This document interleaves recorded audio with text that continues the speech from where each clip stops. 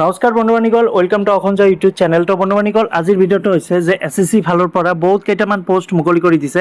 প্ৰায় 14,582টামান পোষ্ট মুকলি কৰি দিছে, আপোনালোকে চাব পাৰিছে। আৰু এইটো লাষ্ট ডেট হৈছে জুলাই মাহৰ 4 তাৰিখৰ ভিতৰত এইটো আবেদন প্ৰক্ৰিয়া শেষ হৈ যাব। তো জুলাই মাহৰ 4 তাৰিখৰ ভিতৰত আপোনালোকে আবেদন কৰিব লাগিব। তো ফ্ৰেণ্ডছসকল, এইটো এপ্লাই অনলাইনৰ জৰিয়তে কৰিব পাৰিব। আৰু ইয়াতে টোটাল 14,582টামান পোষ্ট মুকলি কৰি দিছে। তো ইয়াতে কি পোষ্ট আছে আৰু কেনেধৰণে আপোনালোকে এপ্লাই কৰিব পাৰিব সেইখিনি এই ভিডিঅ'টোৰ জৰিয়তে ইনফৰমেশ্যন পাব। তো ভিডিঅ'টো সম্পূৰ্ণ ভালদৰে চাই ল'ব। তো প্ৰথম পোষ্টটো হৈছে এছিষ্টেণ্ট ছেকশ্যন অফিচাৰ। তো ইয়াতে বয়স দিছে যে 20 বছৰ পৰা 30 বছৰ হ'ব লাগিব। 2 নম্বৰটো আছে এছিষ্টেণ্ট ছেকশ্যন অফিচাৰ। ইয়াতে ফ্ৰেণ্ডছসকল বয়স দিছে 20ৰ পৰা 30 বছৰলৈকে।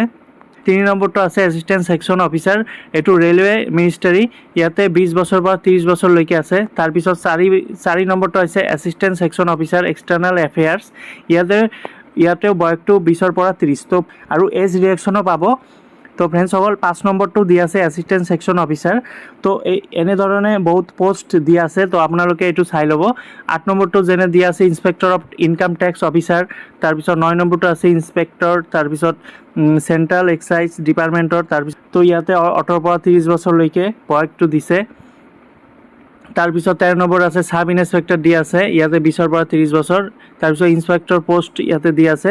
তো আপোনালোকে এইটো চাই ল'ব। ইয়াতে বহুত ধৰণৰ পোষ্ট মুকলি কৰি দিছে পাব। যিসকলৰ SC ST কাষ্ট চাৰ্টিফিকেট আছে 5 ইয়াৰ্ছ, OBCৰ বাবে 3 ইয়াৰ্ছ, ফিজিকেল হেণ্ডিকেপ আনৰিজাৰ্ভৰ বাবে 10 ইয়াৰ্ছ, ফিজিকেল হেণ্ডিকেপ OBCৰ বাবে 13 ইয়াৰ্ছ আৰু ফিজিকেল হেণ্ডিকেপ SC STৰ বাবে 15 ইয়াৰ্ছ এজ ৰিয়েকশ্যন পাব।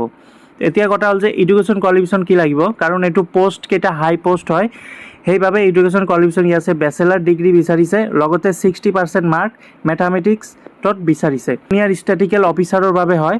এটা আছে ষ্টেটিকেল ইনভেষ্টিগেশ্যন গ্ৰেড 2ৰ পোষ্টৰ বাবে। ইয়াতে অকল বেচেলাৰ ডিগ্ৰী হ'লে আপোনালোকে আবেদন কৰিব পাৰিব।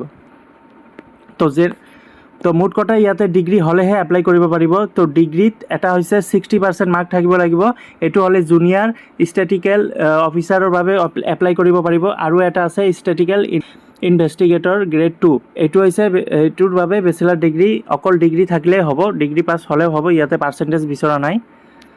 তো ইয়াতে এপ্লিকেশ্যন ফিজ বিচাৰিছে। জেনেৰেল OBCৰ বাবে 100 টকা পে' কৰিব লাগিব, SC STৰ বাবে 1 পইচা পে' কৰিব নালাগে। Payment mode debit card, credit card, SBI চালান, SBI নেট বেংকিঙৰ জৰিয়তে কৰিব পাৰিব। তো ফ্ৰেণ্ডছসকল, আপোনালোকৰ এক্সাম চেণ্টাৰ দি দিছে।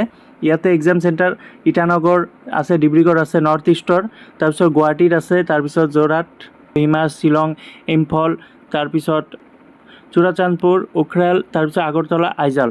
তো ইয়াতে এক্সাম চেণ্টাৰ দিয়া আছে। বন্ধুবান্ধীসকল, এইটো হৈছে CGL পৰীক্ষাৰ বাবে এইটো হৈছে চিলেবাছ।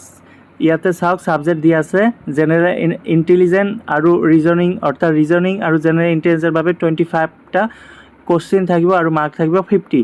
তাৰপিছত জেনেৰেল এৱাৰনেছৰ বাবে 25টা কোশ্চিন থাকিব, মাৰ্ক থাকিব 50। তাৰপিছত কোৱান্টিটিভ এপিটিউডৰ বাবে 25টা কোশ্চিন থাকিব, মাৰ্ক থাকিব 50। তাৰপিছত ইংলিছৰ বাবে 25 কোশ্চিন, লগতে 50 মাৰ্ক। তো টোটাল ইয়াতে 200 মাৰ্কৰ ভিতৰত এক্সাম হ'ব। তো ফ্ৰেণ্ডছসকল, যিসকলে গ্ৰেজুৱেশ্যন পাছ কৰিছে সিহঁতে আবেদন কৰিব পাৰিব। আৰু যিসকলে গ্ৰেজুৱেশ্যন লগতে মেথামেটিক্স ছাবজেক্টত 65% মাৰ্ক দিয়া আছে সিহঁতেও এপ্লাই কৰিব পাৰিব। ইয়াতে ভাগ কৰি দিয়া আছে পোষ্টকেইটা, আপোনালোকে চাই ল'ব যে কোন পোষ্টৰ বাবে 60% মাৰ্ক বিচাৰিছে আৰু কোন পোষ্টৰ বাবে অকল ডিগ্ৰী পাছ হ'লেহে এপ্লাই কৰিব পাৰিব। তো বন্ধুবান্ধীসকল, এই লিংকটো এপ্লাই কৰাৰ SSC ৱেবছাইটত গৈ এপ্লাই কৰিব পাৰিব। এইটো লাষ্ট ডেট হৈছে জুলাই মাহৰ 4 তাৰিখত। আশা কৰোঁ ভিডিঅ'টো বুজি পাইছে। যদি বুজি পাইছে লাইক কৰি দিব আৰু নিজৰ বন্ধু বান্ধৱীসকলক শ্বেয়াৰ কৰি দিব। ধন্যবাদ।